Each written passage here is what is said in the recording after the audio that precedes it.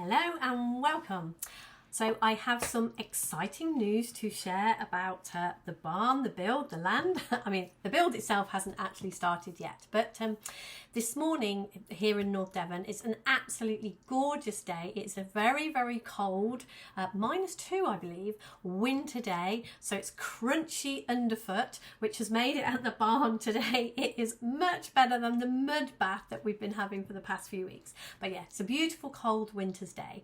And I had to pop over to the barn this morning because we had the haulage company coming in to have a look at access as to whether we could have a caravan on the land, whether we could live there while we were doing the build. And the news was good, which obviously with this whole thing with the how do we create, how is it we create what we want in our lives, what I can really see is my state of mind, what was going on, what I was playing with then. That wasn't a huge surprise that the news was really, really good about the caravan that we want to have on our land can fit in. So that is what we are working towards at the moment. We are working towards preparing the place that we're going to have the caravan to make sure that it is solid enough. As I said, I spoke about the whole place being a mud bath, and it absolutely is. If you haven't seen any pictures, if you don't follow me on Facebook, do go and make friends with me on Facebook, and you can look at the pictures, you can see the barn, and I will try and get some pictures. I'll try and do one of these videos and maybe put some pictures onto the video too. This whole doing these things is a little bit new to me, but it is definitely a part of what I'm gonna learn to do during this build. But anyway, so we popped over there this morning to see that, and yeah, we need to make the ground a little bit firmer where it is that we're going to place the caravan. We need it to be slightly firmer ground than we have got at the moment, so that is our first job. But there was a few things that I wanted to share about my learning in the past couple of weeks since I made a video. So these are a few of the things. I have made some notes here, so do excuse me when I'm looking down away from the camera towards my notes, but there were some things that I wanted to remember to share with you. So one of the things that I've really noticed about the build, I've had a fair few people come to visit me at the land, and I've had conversations obviously with clients sharing what I'm doing, and general conversations with people, and there's been a real mix of people who are like, oh my gosh, I've always wanted to build a house too, I would love to be doing what you're doing, and also people who are like, oh my gosh, this is my worst nightmare. I wouldn't even want to, you know, I don't like the idea of wearing welly. I hate the idea of being so hands-on. And that really brought up for me a noticing in myself of how much the people pleaser in me wants approval. It's like when people speak to me and they're like, oh, I love what you're doing, I wish I was doing that, you know, it's like, oh yeah, that's really, really good. And then when people say, oh, this is my worst nightmare, it's like my head goes to, oh, you should be doing something else, you should be doing something different. And this is something that this isn't a new noticing for me, so it was quite interesting to see that and see that this, it seems as human beings, this need that we have for approval, and definitely noticing it, seeing it for what it is, and seeing, then coming back to that deeper truth I know about myself and being like, you don't need people's approval to do something that you are drawn to do. And what I can see is that was something that really, if we go back to the dare to be you, everything I stand for, that was something that would pull me off my path of being me. This idea that somebody disapproved of me. I was actually having a conversation with Beck this morning, and she talked about what was the film Bridget Jones. In the film where Bridget Jones often has, you hear her, what's going on in her mind, what she's talking about. And I've really noticed sometimes when I see posts on Facebook of people saying things, my head kind of goes, oh my gosh, Deb, you do that, you're wrong, you're not good enough, blah, blah, blah, blah, blah. And I feel like I've been called out for things.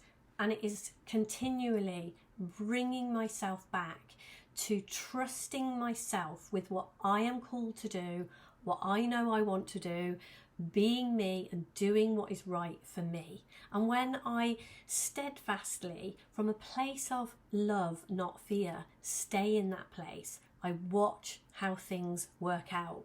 And the strangest of things, like I said, the haulage company came around this morning to look at the space to see if we could get the caravan in.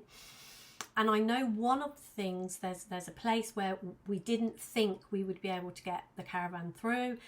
And in my head, we'd measured that and it wasn't wide enough, and then measured it again and it's miraculously wider.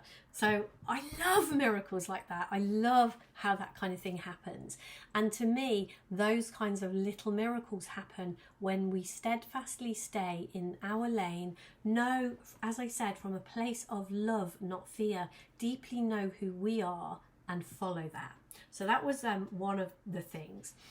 And then another thing that really occurred to me over the last couple of days was with something like, if you do go and look at the pictures, and feel free to ask me to send you pictures or anything like this, if we do, the sheer size of the project that we have taken on, where the land is now to what we are going to do, it would be easy to get into overwhelm. And one of the things that I noticed I was at the barn over the weekend, and one of the things that I really saw that is incredibly helpful for overwhelm of any kind is to stay in this moment.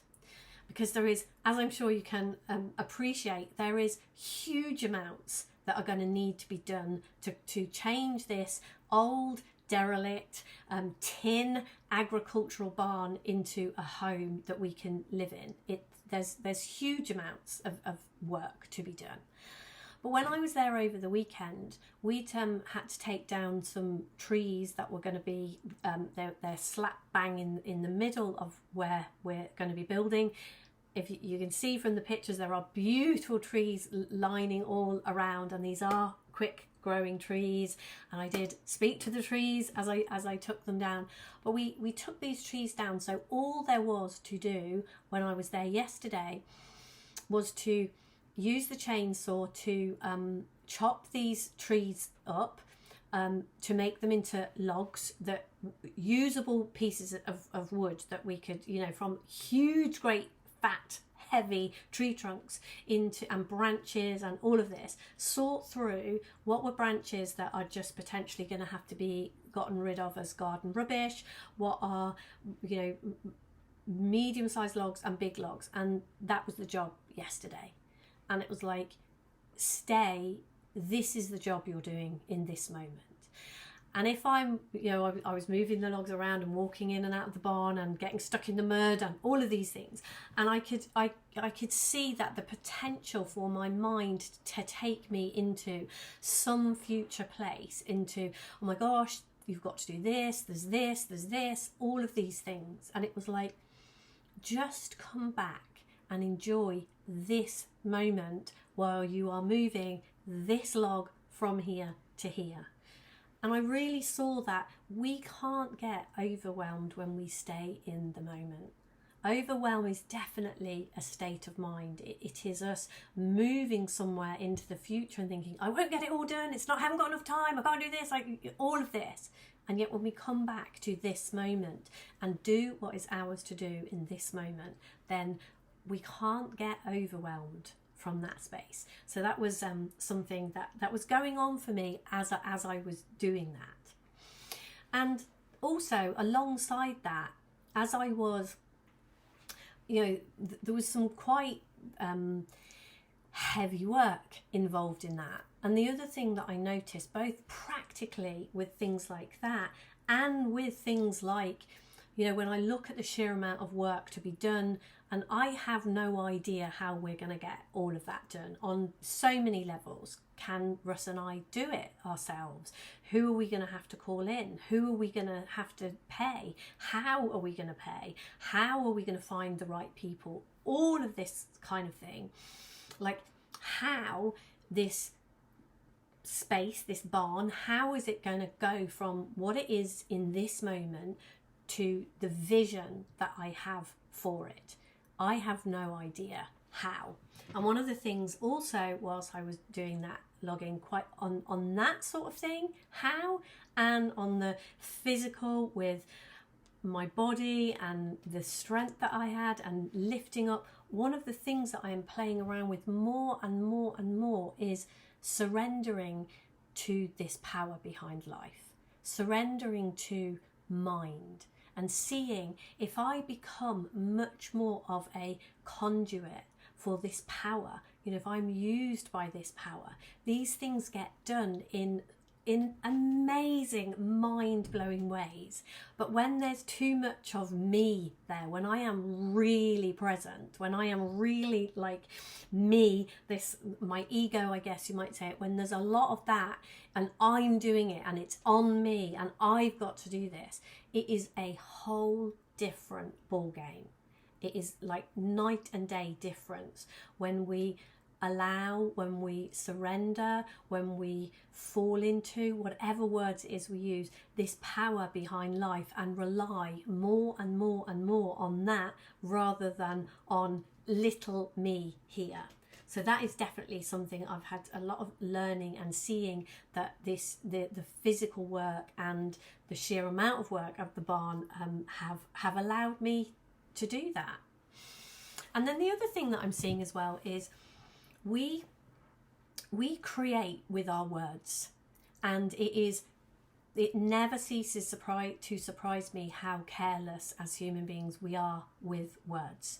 Words are creative tools, and yet we use so much of our language, we throw away so much in the language that we use.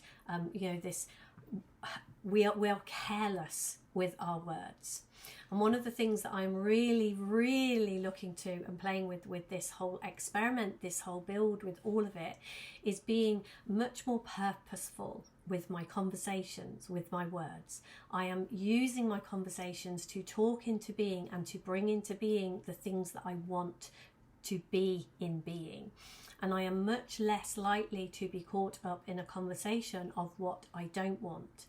I show up, I ask myself the question, who is it that I want to be around this? And I show up with enthusiasm, with love, with excitement, with joy, with a knowing that this is going to find a way to work out. This has already been worked out, and I am just a conduit for this unfolding and happening.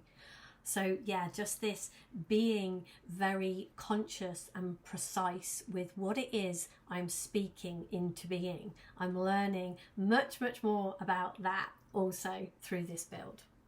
So I will do some more videos at the land. There was so much noise with the chainsaw the other day that I did attempt it at one point, but it was just way too noisy. But I will go over there, certainly if this beautiful weather continues, I will go over there and I will make more videos from there. And obviously now we have the news about the caravan. At some point we will be living there, so all of the videos will be from there, whatever.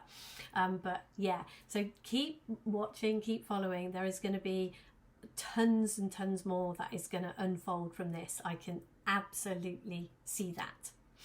And also, just at the end of this video, I'm going to put the link to join my mailing list underneath this, in the description underneath this. It would be great to have you on my mailing list if this kind of thing interests you, if you want to get more involved and you want to know more about it. Please do sign up, because there are all sorts of other things that all along these lines that I do. And the other thing is, I am going to mention that at the time of making this video, this is in early January 2024, it's January the 8th as I'm sat here talking, and in March, and this is March every year, so whenever you're watching this, in March we have a conference here in North Devon, a conference that is based on, it's called Being You. It's based on the 3 principles, the being movement, all of those kinds of things. How it is that who can we show up as? All of the learning that I've spoken about today, all of those things, we're going to be really diving deeply into those at the conference. So if this is something that interests you and you want to know more about, I'll put the link underneath to get a ticket to our conference. It would be amazing to have you in the room with us. So wherever you are, whatever you're up to, enjoy the rest of your day, and I'll be back again soon with more Build news.